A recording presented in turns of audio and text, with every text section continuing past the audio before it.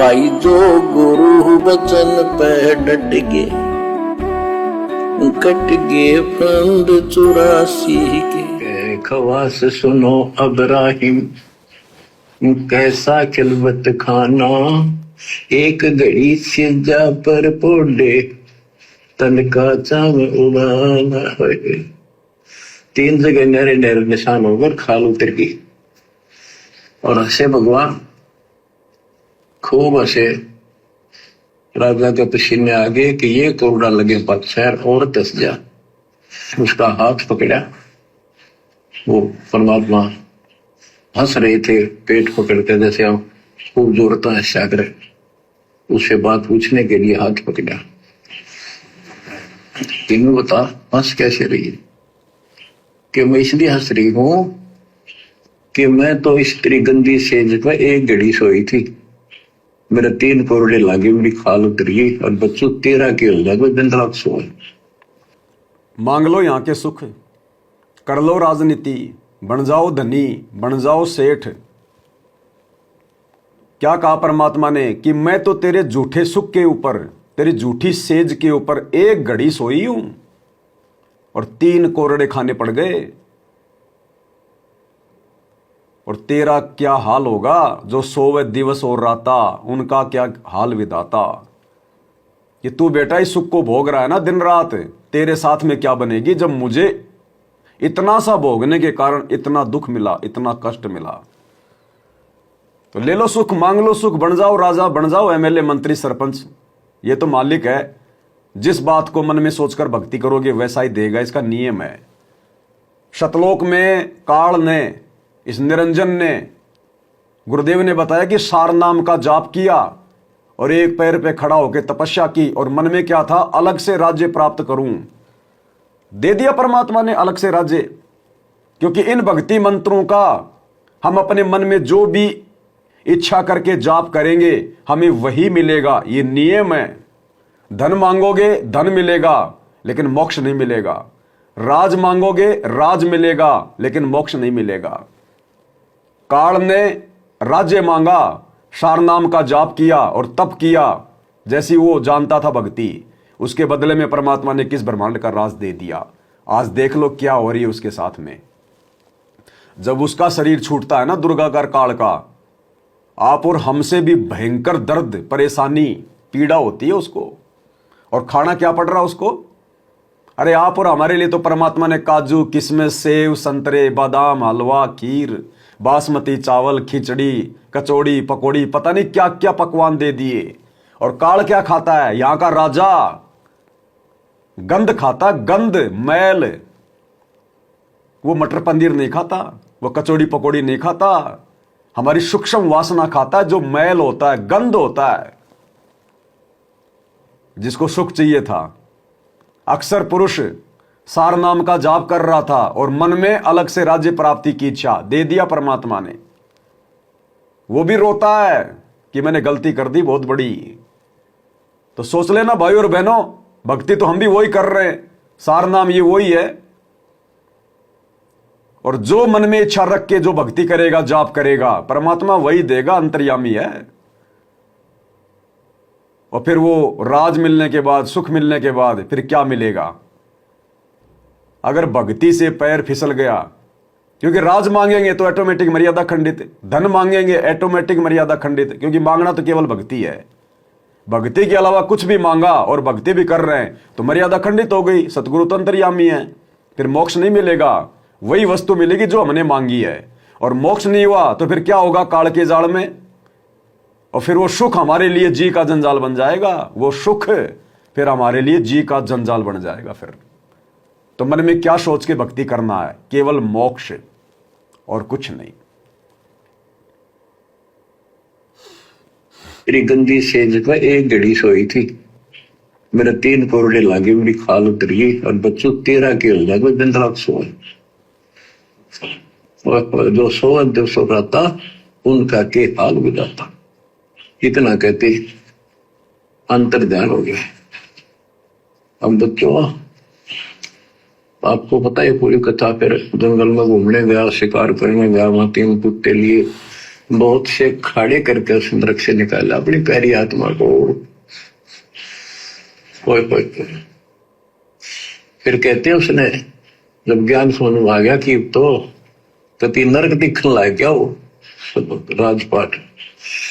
गैब खवा से बहे ही वारी कंपन लगे पराना उतरी तेरी ले फकीरी पैरा तो सा खाना मुल मुल खासा दूर बगाया ताखी पैर अमाना।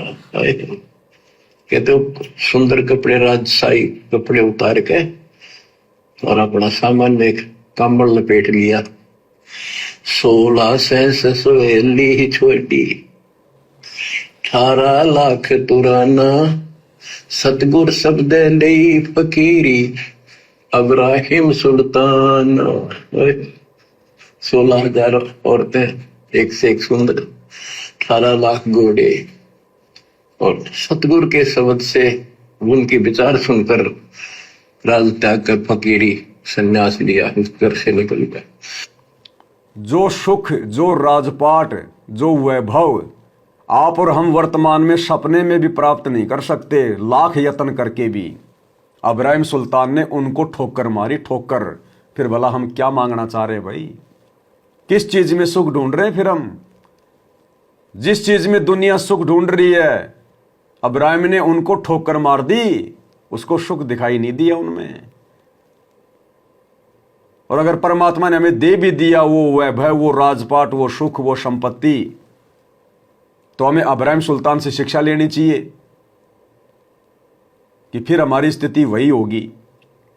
क्योंकि भक्ति राजपाट में नहीं हो सकती, भक्ति सुख में नहीं हो सकती। भक्ति के लिए तो भगत को जमीन पे आना पड़ेगा, हैंड टू माउथ बनना पड़ेगा, निर्धनता वाली स्थिति में आना पड़ेगा, तभी हमारे भाव बनेंगे। आपके घर में 10 लाख रुपए रखे हैं, आपके भाव नहीं बनेंगे जब कोई मुसीबत आएगी। क्योंकि आपके घर में आपको पैसा दिखाई दे रहा है, आपको धन दिखाई दे रहा है।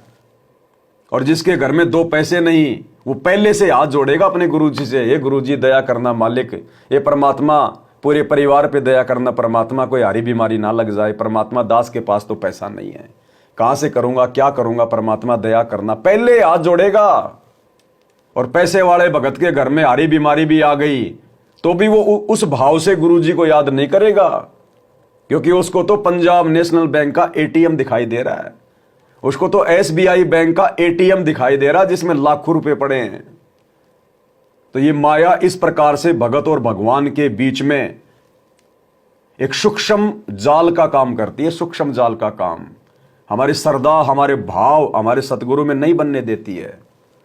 इसलिए गुरुदेव कहते हैं सुख के माथे पत्थर पड़े कि बाढ़ में जाए ऐसा सुख, सुख के माथे पत्थर पड़े जो नाम हृदय से जाए, और बलिहारी उस दुख के ऊपर, वो दुख भला जो पल पल नाम रटाए। जिस दुख में हमें पल पल हमारे गुरुजी याद आए, हमारी आंखों से आंसू निकले, हमारा प्रेम हमारे गुरुजी में जागृत हो। कहते हैं हे गुरुदेव, हे भगवान, ऐसा मीठा मीठा दुख हमें दिए रखना, परमात्मा ऐसा कोई सुख हमें मत दे देना। यदि हमारे भाग्य में है तो भी परमात्मा ऐसा सुख ना दियो जिस सुख से हमें भक्ति में भूल पड़ जाए, जिस सुख से हमारे भाव बिगड़ जाए। तो भाई और बहनों, हम क्या मांग लेंगे और क्या प्राप्त करके 15-20 साल में हम यहां पर अपनी महिमा कर देंगे? और महिमा भी हो गई तो क्या ले लिया हमने? आज जो लोग मानते कि हमारी महिमा हो रही है, या जो लोग मर गए अपनी महिमा करके, आज हम उनको कितना याद करते हैं? हम अपने दादा को तो याद नहीं करते, साल में एक बार याद करते थे पहले जब उसके श्राद्ध निकाला करते थे। अब तो गुरुजी ने श्राद्ध भी छुड़वा दिए, अब वो दादा ही याद नहीं आता। और जितने बड़े बड़े राष्ट्रपति, प्रधानमंत्री अपनी महिमा बना बना के जा चुके हैं, मर चुके हैं, अगर कभी रोड पे उनकी मूर्ति दिखाई दे गई तो 2 सेकंड के लिए उसका नाम याद आता है, बाकी कोई सपने में याद नहीं करता उन प्रधानमंत्रियों को, राष्ट्रपतियों को, बड़े बड़े वैज्ञानिकों को, जो अपना पूरा जीवन बिना भक्ति के बर्बाद करके चले गए। तो हम क्या महिमा बना लेंगे अपनी? गुरुदेव कहते हैं महिमा तो तुम भक्ति करो, ऑटोमेटिक बनेगी। अरे मीराबाई ने कभी सोचा था मेरी महिमा बने, लेकिन उसने भक्ति करी आज उसका हर किसी की जुबान पे नाम है। हमने तो ऐसी महिमा चाहिए जिस महिमा से किसी को सही रास्ता मिले। आज मीराबाई की ये कथाएं सुनकर लोगों को भक्ति के ऊपर जो है वो दृढ़ होने की शत प्रेरणा मिलती है। तो ऐसी महिमा होनी चाहिए जो अपना भी आत्म कल्याण करवा ले और दूसरों को भी सही मार्ग मिले, सही रास्ता मिले, संघर्ष करने की प्रेरणा मिले। और वो महिमा बनेगी सतगुरु की भक्ति से, ना कि राजा बनने से, मंत्री बनने से, धनवान बनने से। भगत बनने से, भक्ति करने से, सतगुरु को प्रसन्न करने से भगत की अखंड महिमा होती है, अखंड महिमा। कितना धन था वो बताया, थोड़ा सा वर्णन है। हीरे मोती मुक्ता छोड़े अरबों दरब खजाना, 70 खान 72 उम्रे तजे अमीर जवान।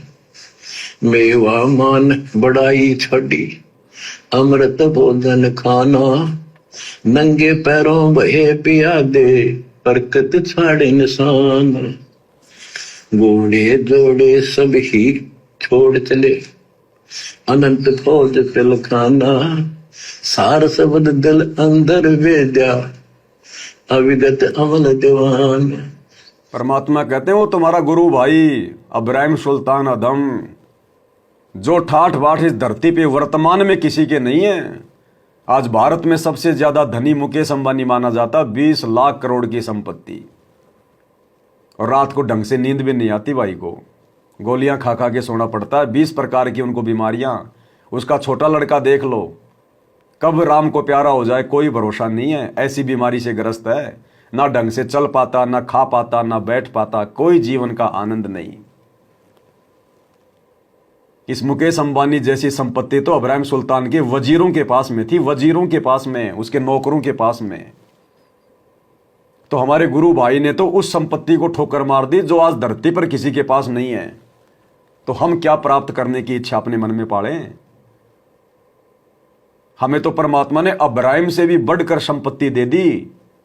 खुद आ गया, साक्षात आ गया, शरण में ले लिया और कंप्लीट भक्ति का कोर्स दे रहा है और मोक्ष की गारंटी दे रहा है। इससे बड़ा धन धरती पे है कहीं? हम तो इब्राहिम से भी कई गुना उत्तम हैं, इब्राहिम से भी कई गुना उत्तम। और ना जाने कितने जन्मों में हमने इब्राहिम की तरह संपत्ति को ठोकर मारी है और आज उसी संपत्ति को हम फिर से मांग रहे हैं। ये नादानी नहीं तो और क्या है, मूर्खता नहीं तो और क्या है। तो हमने हमारे पिछले जन्म भी याद कर लेने चाहिए कि कोटि जन्म तू राजा की ना मिटी न मन की आशा। जो चीज हमारे से परमात्मा ने छुड़वाई, आज उसी चीज को हम फिर से मांग रहे हैं। जो चीज पिछले जन्मों में हमने खुद ने छोड़ी, राजपाट छोड़ दिया, रानियां छोड़ दी, आज उसी चीज को हम खुद मांग रहे हैं भगवान से। तो ये ज्ञान नहीं, ये अज्ञान है, अज्ञान। ये सत्संग इसीलिए किए जाते हैं कि हमें हमारे पहले का इतिहास याद हो जाए, वो यादें तरोताजा हो जाएं, वो भूली बिसरी यादें फिर से ताजा हो जाएं। नरसी ने 56 करोड़ की संपत्ति को ठोकर मार दी और क्या पता आज वो नरसी मैं हूं या आप हो, पता नहीं कौन सा भगत भाई बहन वो नरसी है।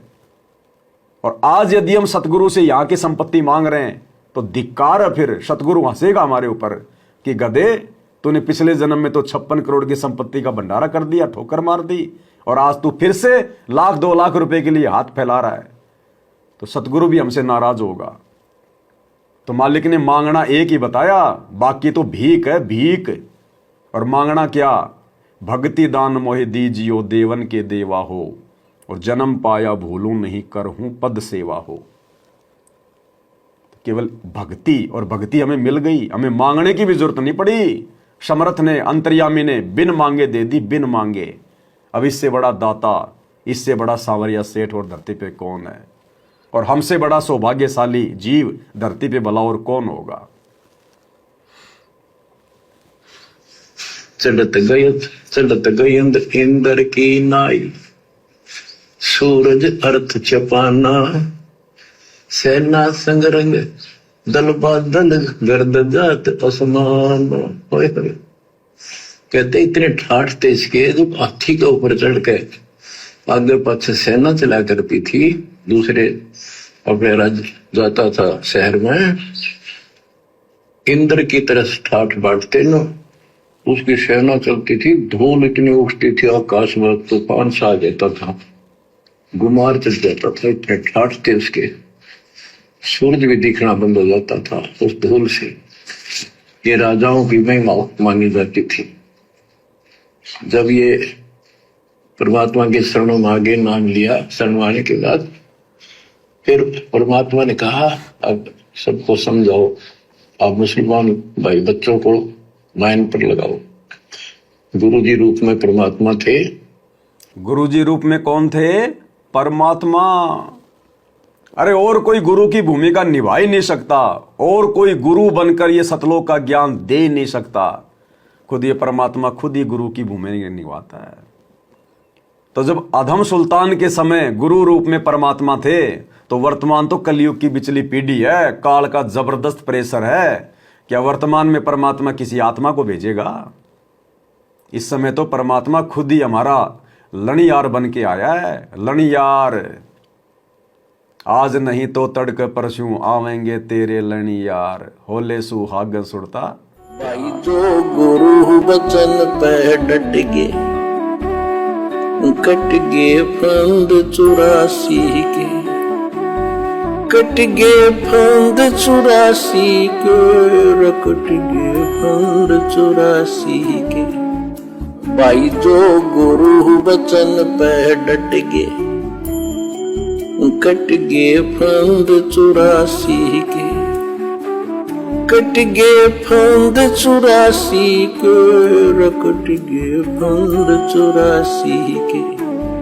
भाई जो गुरु वचन पे डट गए,